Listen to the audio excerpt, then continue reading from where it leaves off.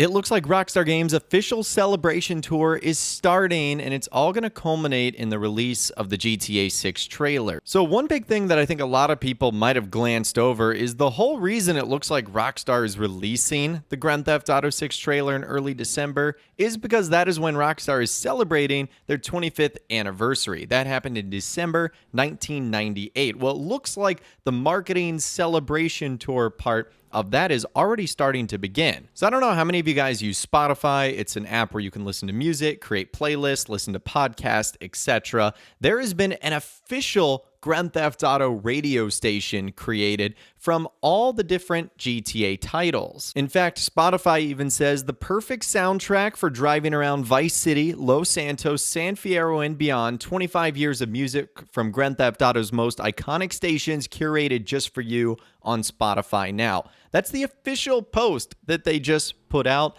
And it looks like Rockstar has a partnership with them, and this could be the lead up to Grand Theft Auto 6. So there is a handful of amazing songs on this playlist, from Phil Collins to Kenny Loggins to Elton John, Boston, Pat Benatar, Alice in Chains, Motley Crue, Rage Against the Machines, Billy Idol, and more. There's probably some of your most favorite and popular songs on this playlist. So not only should you just check it out for personal reasons, because it'll probably definitely get you in the GTA 6 spirit, but I feel like this is the beginning of Rockstar starting to market for Grand Theft Auto 6. And I guess ultimately the plan is to do 25 years of GTA and Rockstar's anniversary with this Spotify stuff, again, all culminating in the reveal for the new game. And there were early reports that this is something that Rockstar was working on. In fact, we even heard from Rockstar Games insider TezFunds2 chime in on this, because someone was asking, so if Sam Houser has to go from the UK to the US to check on the progress of the game,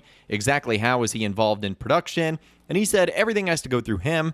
He most likely didn't write the letter himself, but he definitely signed it. Also, I don't believe Sam was there the whole month of October. I believe he only flew there like 2 weeks ago. I don't think he would be there just to sign off on the letter in the email, so I expect him to sign some advertising plans like billboards for what Rockstar Intel heard for the big reveal in December. And I feel like this is all a part of the big reveal in December. More promotion with massive brands like Spotify, giving us sort of a throwback to Vice City and what's to come. So it really does feel like the marketing period for this game has already begun. And even though there's nothing here that says this is directly GTA 6, you have to feel like this is Rockstar getting the wheels in motion and getting prepped for the Grand Theft Auto 6 cycle. And this is just sort of my speculation. If Rockstar has a good working relationship with Spotify, it'd be cool if they had a Spotify-like app in GTA 6. I know they technically have one in the GTA series. The app is called Zit. You can actually see it in GTA Online's The Contract DLC. So it's safe to say it might actually become an app in Grand Theft Auto 6 where you can listen to music, not necessarily having to be inside of a vehicle. I don't actually think Rockstar would put Spotify in-game. That to me sounds like a licensing nightmare, having to deal with all that and the streaming rights. But I could see them adding the Spotify-like parody Zit in GTA 6. That would be pretty cool. Now, as we're getting closer and closer to the reveal of the game, let's sort of dive into a development update on where Rockstar stands and how things are going to work once the game actually comes out. So you guys can see right now, TezFunds2 was answering a lot of questions about what sort of build the game was in and some of the hints and clues that Rockstar actually put in the leaks, not on purpose, but just things that we can see that kind of tells us how far along the game was. And according to TezFunds2, he said, anyways, Grand Theft Auto 6 is in the late alpha stage. The beta stage would be the 6 to 8 month period before release. We can expect the release to be at most 2 years away, unless a similar event like COVID happens. Let's please not have that occur. The likely release windows are holiday 2024, spring 2025, and fall 2025. And I'm predicting a spring 2025 release window. So I know that seems crazy to think about, but right now the game is still in the late alpha stage. So that means what we saw in the GTA 6 leaks back in September 2022, that would have been way early alpha stage. So don't fret about the GTA 6 graphics or how unfinished or unpolished things look, because as of right now, and the trailer we're going to be getting, it's going to be footage from late alpha. So even things you see in the trailer, don't panic. you guys go back to the Grand Theft Auto 4 trailer, GTA 5 trailer, even the early Red Dead Redemption 2 trailers, games look so much better when they all come out. So do not panic. But that is the stage that the game is currently in. And what happens when the game comes out?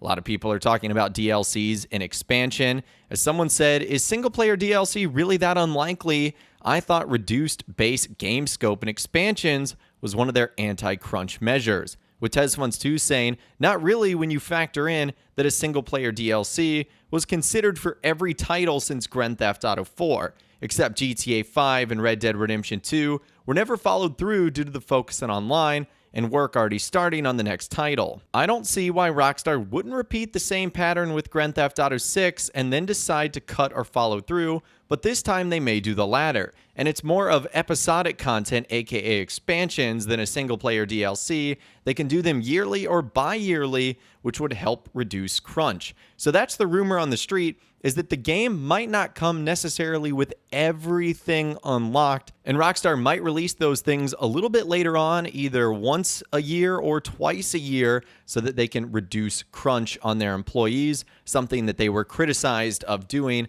with the release of Red Dead Redemption 2. And what does that mean for getting the game on PC on day one? Well, it's not necessarily good news. TezFunds2 said, never said it's a certainty, and my own speculation is a day one release as well, nor am I a developer or an employee to know what the current state of the PC build is. However, some developers and employees aren't expecting a day one release. That's just an expectation, and it could very much change between now till release. Similarly, the PC build is reportedly falling behind, hence the expectation. Of course, the developers can close the gap anytime from now till release, but what we know for sure is that assuming the technical state doesn't get better, Rockstar isn't going to crunch just to deliver the PC version on day one.